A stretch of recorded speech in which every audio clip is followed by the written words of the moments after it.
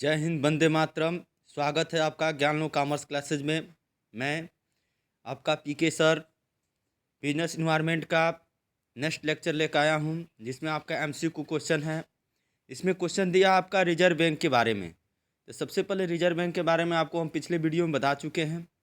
उसके बाद से देखिए, लिखा है रिजर्व बैंक की स्थापना के समय बैंक दर, यानी बैंक दर। तो सबसे पहले मान लीजिए आप बैंक दर समझेंगे, यानी बैंक दर होता क्या है। ठीक है, तो बैंक दर होता क्या है। तो बैंक दर को यानी बोलते हैं हम, क्या बोलते हैं, यानी बैंक रेट पॉलिसी। क्या बोलते हैं? Bank rate policy. Bank rate policy.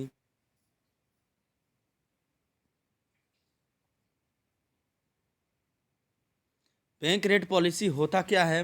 तो इसमें जो बैंक दर से आशय है, यानी बैंक दर वह दर है जिस पर यानी केंद्रीय बैंक यानी सदस्य बैंकों को क्या करता है, यानी प्रथम श्रेणी के यानी व्यापारिक बिलों की पुनर्कटौती करता है, उन्हें ऋण देता है यानी लोन देता है। ऐसे दर को यानी क्या कहते हैं? बैंक दर। यानी बैंक दर से आशय ऐसे दर से है जिसमें यानी केंद्रीय बैंक आरबीआई बैंक क्या करता है, अन्य बैंकों को यानी ऋण प्रदान करता है। तो लिखा है रिजर्व बैंक की स्थापना के समय यानी बैंक दर थी। तो रिजर्व बैंक की स्थापना के समय बैंक दर क्या थी? तो ऑप्शन में है 3%, 4%, 5%, 6%। तो कौन सा सही होगा? तो आपका ऑप्शन कौन सा सही होगा? यानी आपका ऑप्शन ए सही होगा, यानी 3%। वर्तमान में बैंक दर है, तो वर्तमान में बैंक दर कितना है? तो वर्तमान में बैंक दर है आपका 4%, 5%, 6.7%। यानी आपका 100 पॉइंट क्या है? सही है, 6.7% है। भारत में CRR है, तो जिसको बोलते हैं भारत में, सबसे पहले देखिए CRR है। तो CRR को क्या बोलते हैं? तो CRR को हम बोलते हैं, क्या बोलते हैं? तो CRR को यानी कैश रिजर्व रेशियो। CRR, तो CRR को बोलते हैं हम कैश रिजर्व रेशियो। क्या बोलते हैं? Cash reserve, cash reserve ratio.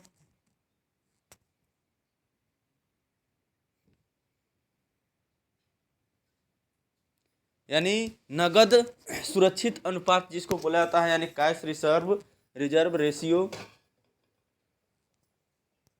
उसके बाद से देखिए कैश रिजर्व रेशियो होता क्या है। तो कैश रिजर्व रेशियो को यानी परिभाषित किया जाएगा। तो सबसे पहले यानी कैश रिजर्व रेशियो होता क्या है, यानी CRR से आशय यानी व्यापारिक बैंकों के कुल निक्षेप यानी जमा के उस भाग से है, वह रिजर्व बैंक के पास क्या, नगदी यानी कैश, यानी नगदी के रूप में क्या हो, रक्षित हो, यानी नगदी के रूप में क्या हो, सिक्योर हो, यानी सुरक्षित रखा गया हो, और निधियों के रूप में अनिवार्य रूप से यानी जमा किया जाता है। ऐसे निधि को, ऐसे कोष को ही हम बोलते हैं कैश रिजर्व रेशियो।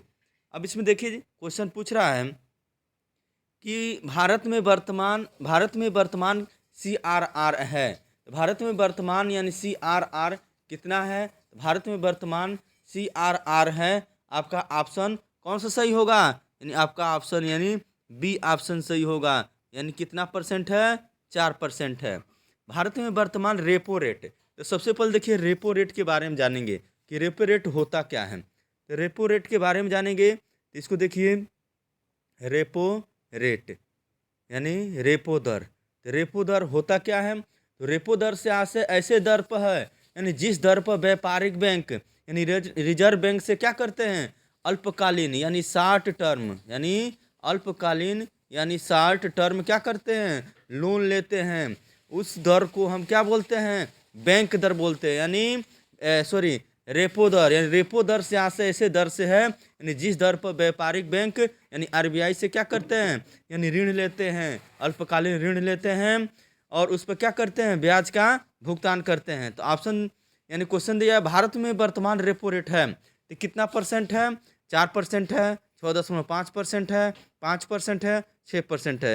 यानी आपका ऑप्शन कौन सा सही होगा? तो आपका ऑप्शन यानी बी ऑप्शन सही है, यानी 6.5% है। इसके बाद से देखिए आपका, इसके अलावा और जैसे मान लीजिए मौद्रिक नीति के बारे में क्वेश्चन पूछ सकता है कि मौद्रिक नीति होता क्या है। तो सबसे पहले यानी मौद्रिक नीति आप जानेंगे, मौद्रिक नीति होता क्या है।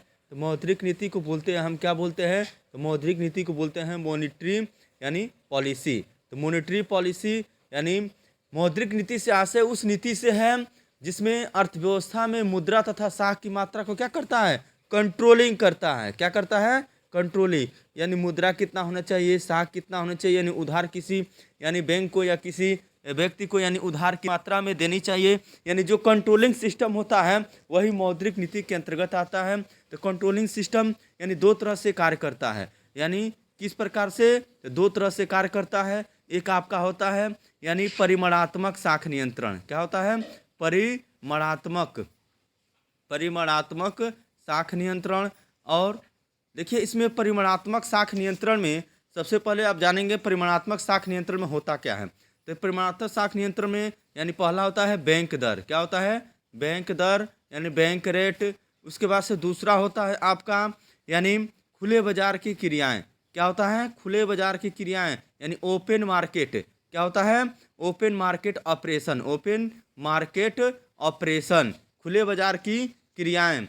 उसके बाद से आपका फिर से क्या होता है, तो पुनर्विकल्प रेपो रेट, यानी क्या होता है, रेपो रेट। क्या होता है, रेपो रेट होता है। तो रेपो रेट के बारे में अभी आपको बताए हैं। फिर से एक होता है रेपो रिवर्स रेट।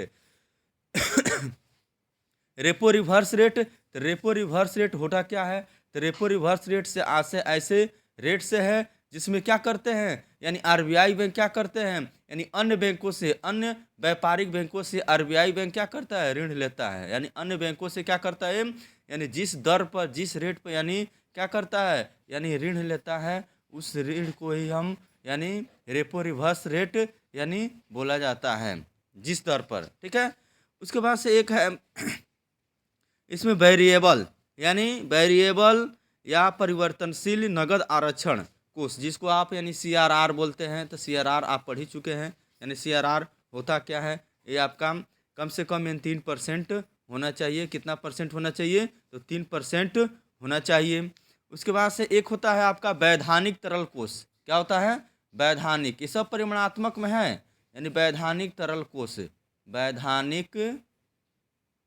वैधानिक तरल कोष। तो वैधानिक तरल कोष को हम बोलते हैं यानी स्टैट्यूटरी लिक्विडिटी रेशियो, यानी इसको शॉर्टकट में बोलते हैं SLR, SLR। तो इसके अंतर्गत यानी क्या होता है, व्यापारिक बैंकों के लिए अपनी कुल संपत्ति का एक निश्चित भाग यानी तरल रूप में रखना पड़ता है। इसे तरल कोष अनुपात कहा जाता है, जिसमें यानी कम से कम यानी आपका तरल कोष अनुपात यानी वर्तमान में कितना है, तो वर्तमान में आपका यानी 19.25% यानी क्या है, वैधानिक यानी तरल कोष अनुपात है। कितना है, 19.25%।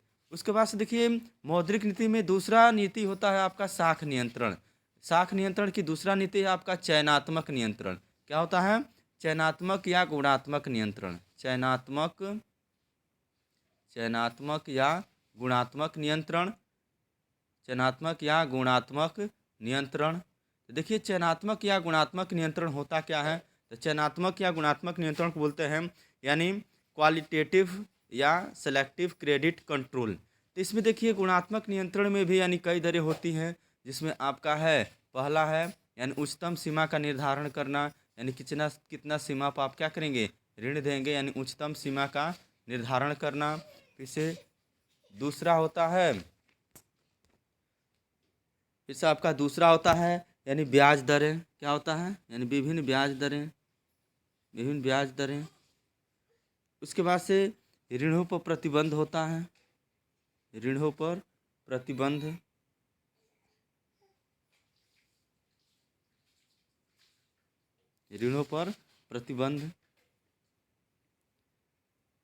उसके बाद से होता है इसमें यानी साख की राशनिंग। क्या होता है, साख की राशनिंग।